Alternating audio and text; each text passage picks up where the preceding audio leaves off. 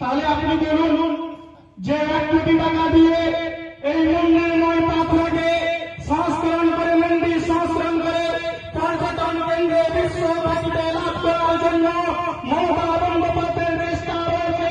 তাই আপনাদেরকে বললাম যে আপনার এই পাথরকে সারা বিশ্বে ছেড়ে দেওয়ার জন্য তার অবদান হল মমতা বন্দ্যোপাধ্যায়।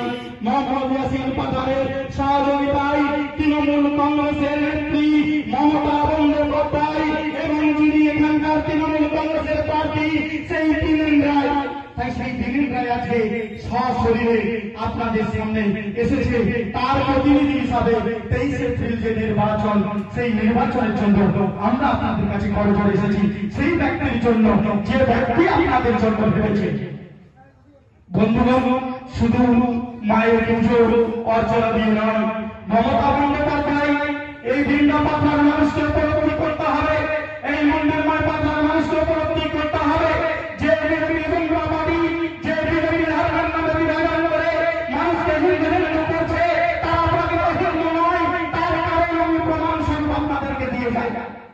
মমতা বন্দ্যোপাধ্যায় বলছে যে পশ্চিমবাংলার মানুষ যখন পুরী ধামে যায়, দূর আনতে যায়, হয়তো জগন্নাথের দর্শন তারা দিতে পারে না, এত ভিড় এত মানুষের সমাগম হয়।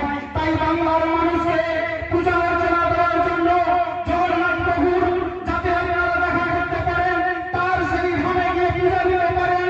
মমতা বন্দ্যোপাধ্যায় দীঘায় আপনাদের জন্য জগন্নাথ ধামের পূজার জন্য আপনাকে জগন্নাথ ধাম বানিয়ে দিয়েছে। আর বিজেপি সোশ্যাল মিডিয়ায় আপনারা জানেন, বিজেপি সোশ্যাল মিডিয়ায় তার চিত্র বিরোধিতা করেছে।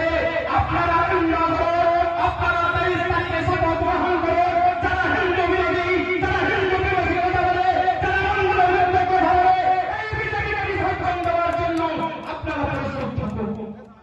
শুধু তাই নয়, মমতা বন্দ্যোপাধ্যায় বলছে এই ভিন্ডা পাথায় এবং মন্দির পাথায় খুব ধুমধাম করে চড়ক পুজো হয়। আগামীকালই মনে হয় চড়ক পুজো শুরু।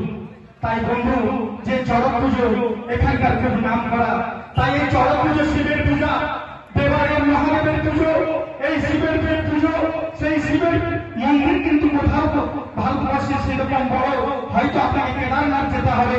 কিন্তু মমতা বন্দ্যোপাধ্যায় বলছে যে বাংলার খেটে খাওয়া শ্রমজীবী মানুষ, এই বৃন্দাবন শ্রমজীবী খেটে খাওয়া মানুষ, এরা কেদারনাথ যাওয়ার মতো সামর্থ্য নেই। তাই মমতা বন্দ্যোপাধ্যায় বলছে যে বৃন্দাবন মন্দিরময় পাতা সংলগ্ন 8 নম্বর অঞ্চলের এলাকার মানুষ যারা মহাকাল মন্দিরের দেবী পশ্চিমবাংলায় গঠিত হয়, আর সেই দেবতার মহাকালের পুজো হয়, তারা কিন্তু বাংলার মানুষ সম্বরী পুজো দিতে পারবে।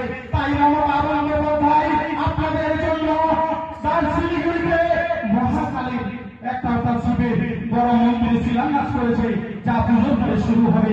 তাই বন্ধুগণ বলুন যে মমতা বন্দ্যোপাধ্যায় আপনার হিন্দু ধর্মের জন্য, আপনাদের জন্য ভাবছে।